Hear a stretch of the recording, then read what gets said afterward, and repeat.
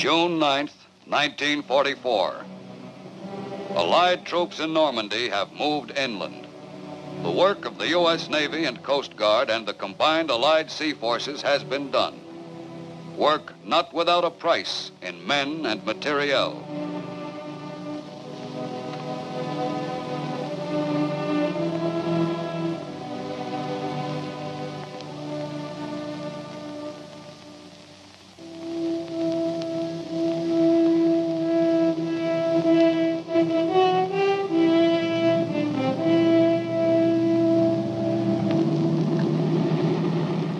It all began many months earlier. In Chesapeake Bay and other sections of the American coast, untested sailors and soldiers learned the task of getting from ship to shore. But that time, the shore was a friendly one.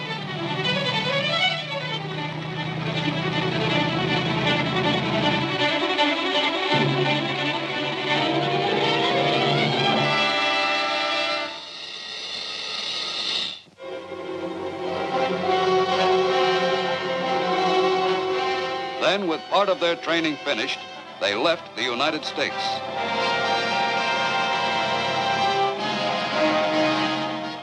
Late in the winter and all through the spring, the great convoys moved eastward across the Atlantic. Aboard all the transports, life was the same. The troops relaxed and waited for the voyage to end.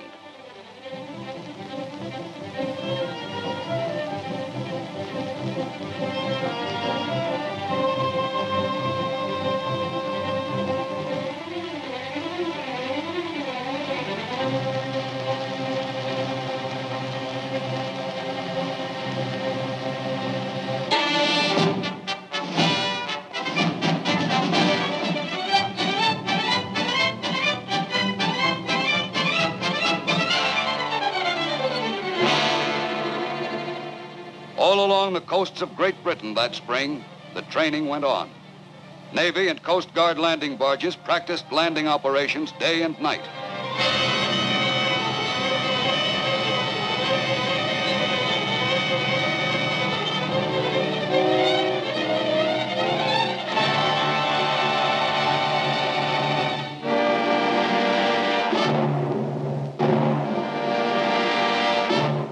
Meanwhile, the larger landing craft, LSTs and LCIs, carried on their maneuvers, learning to land at a given spot at a certain time.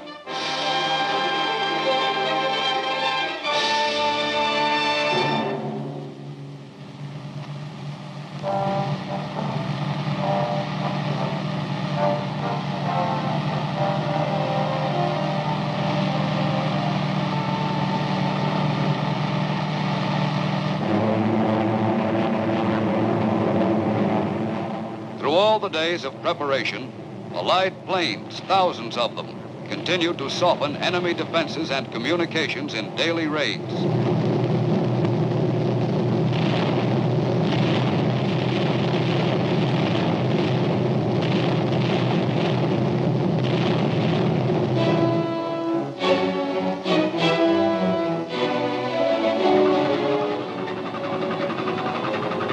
Off the southern coast of England, thousands of ships from all Allied nations are preparing for the invasion signal.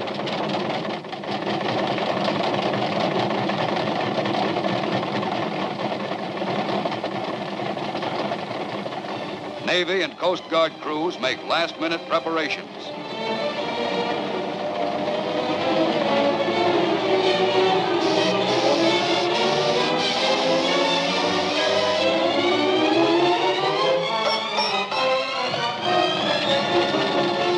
When the K-rations come aboard, everyone knows that D-Day is drawing near.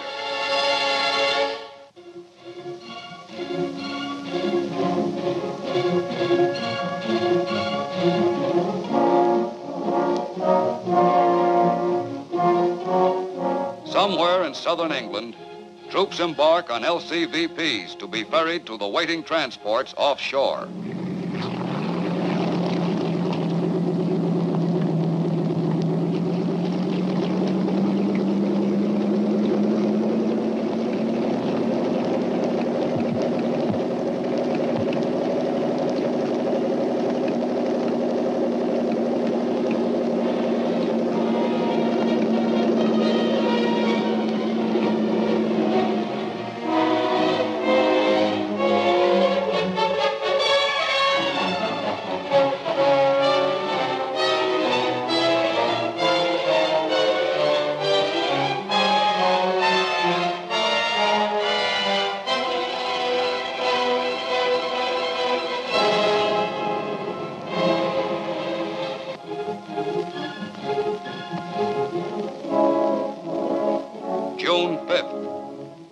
LCIs are loaded. The next time these men step ashore will be on an enemy beach. There's only a little time left to relax.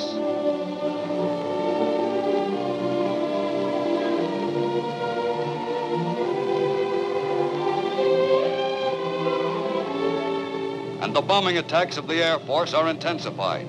Now the raids are continuous.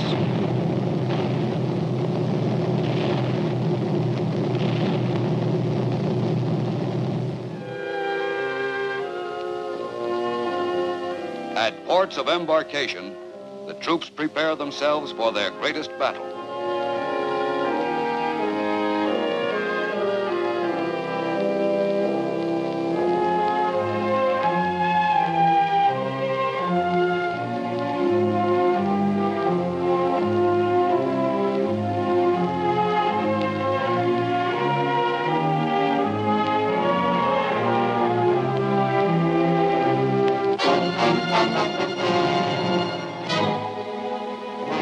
Coast Guard officer briefs his men, and all along the coast, sailors receive their final instructions.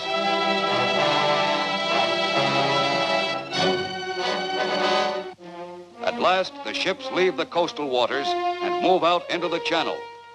The slow LSTs loaded with heavy equipment, the transports loaded with men.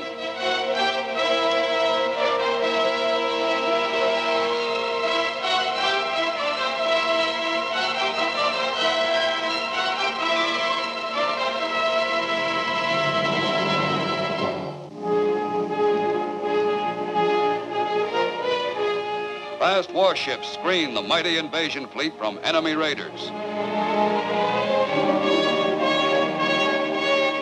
At 15:30, a Coast Guard flotilla of LCIs leaves, loaded with engineers, medical corpsmen, and infantry.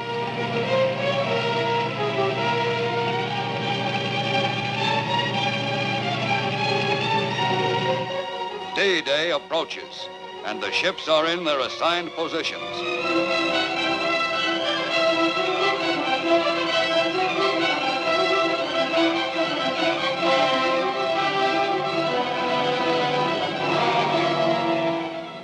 For some of them, like the Coast Guard manned transport Chase, it is the fourth invasion in European waters.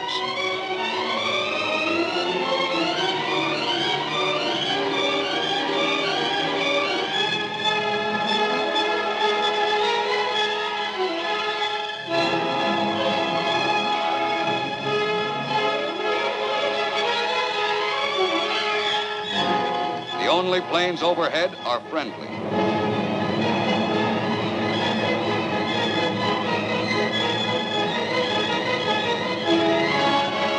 From the 83-foot Coast Guard rescue boats to the Navy's powerful battle wagons, the invasion fleet is moving towards France.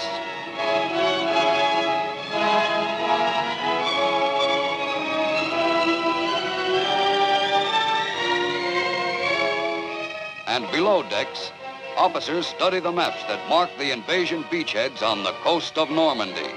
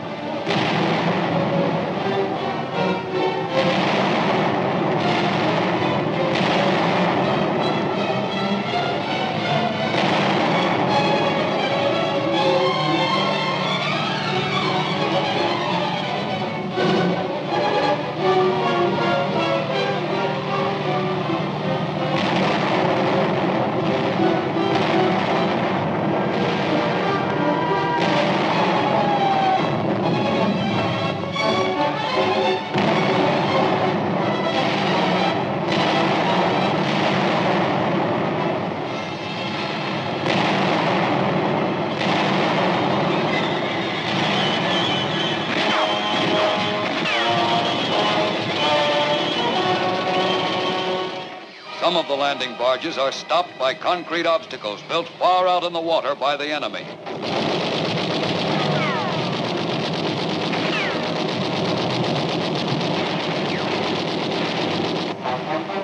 Offshore, the larger landing craft approach the beachhead slowly.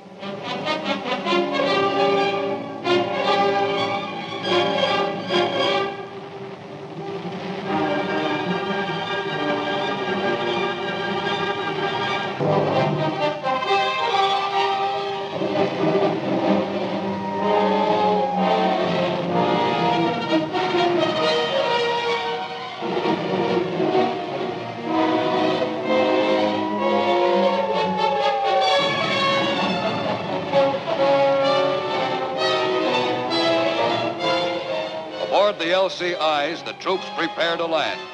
The beach is still empty, and the crossfire of German guns still rakes the shore.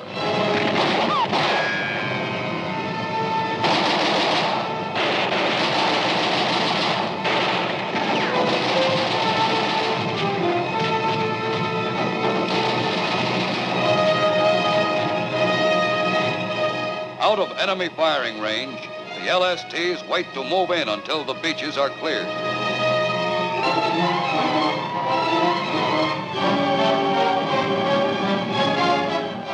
The arrival of motorized equipment marks the end of the first phase of the landing.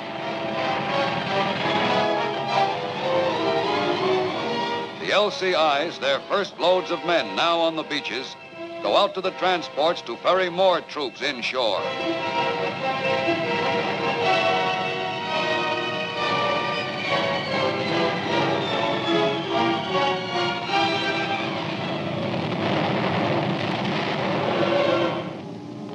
Still waiting beyond gun range, the LSTs unload supplies on smaller LCTs. Heavier equipment is transferred to giant rhino ferries, flat-bottomed barges that will land it ashore. And reinforcements arrive, thousands of men.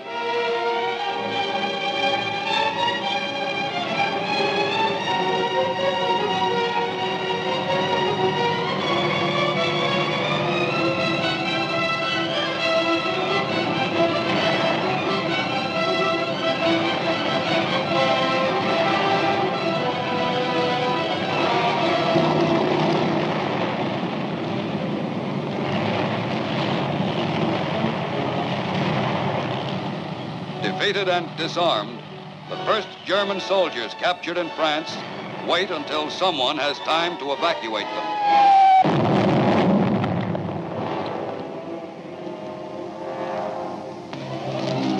Out in the channel, the rescue boats of the Coast Guard are looking for survivors and aiding damaged vessels.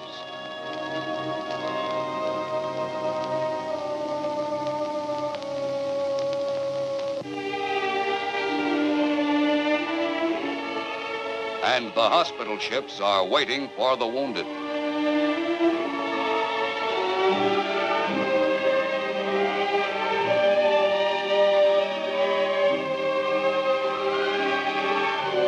From a damaged Coast Guard LCI, a wounded man is transferred to another ship.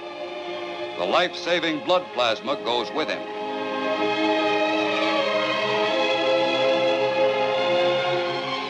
Another Coast Guard manned LCI, badly crippled, could not reach the shore, and its wounded are removed.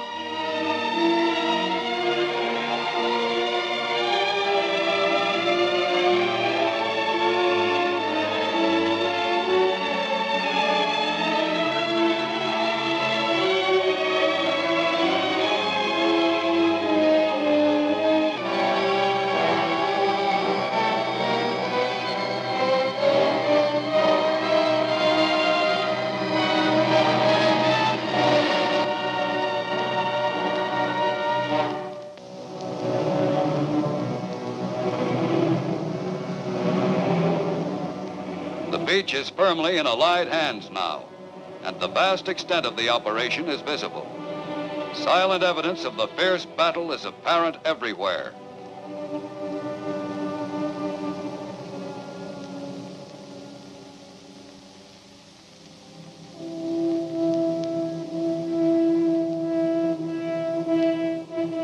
But in a few days, many of the damaged ships will be afloat again.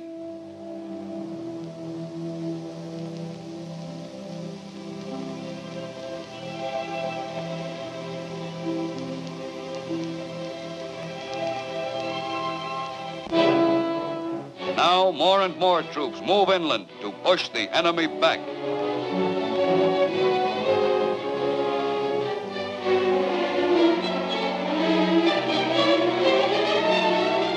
And the LSTs land their cargoes on the beach.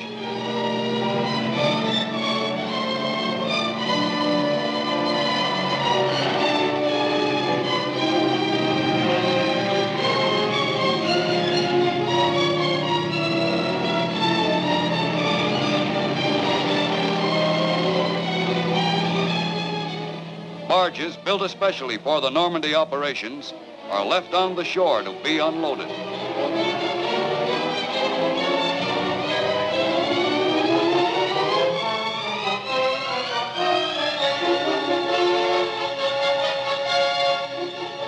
During the daytime, there are only Allied planes in the air. But at night, German bombers harass the beachhead and drop mines offshore.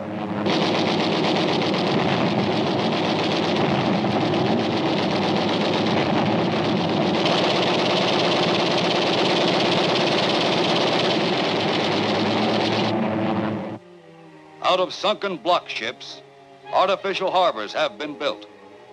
Until a port is won from the enemy, these must handle all Allied shipping. Bad weather came after the fighting on the beaches was over.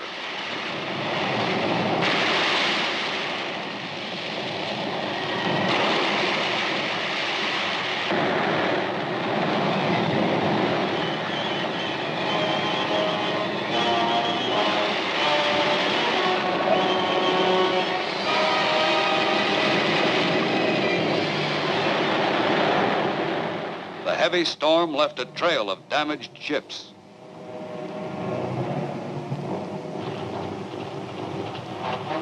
Once again, the landing barges moved out into the channel, this time loaded with German prisoners.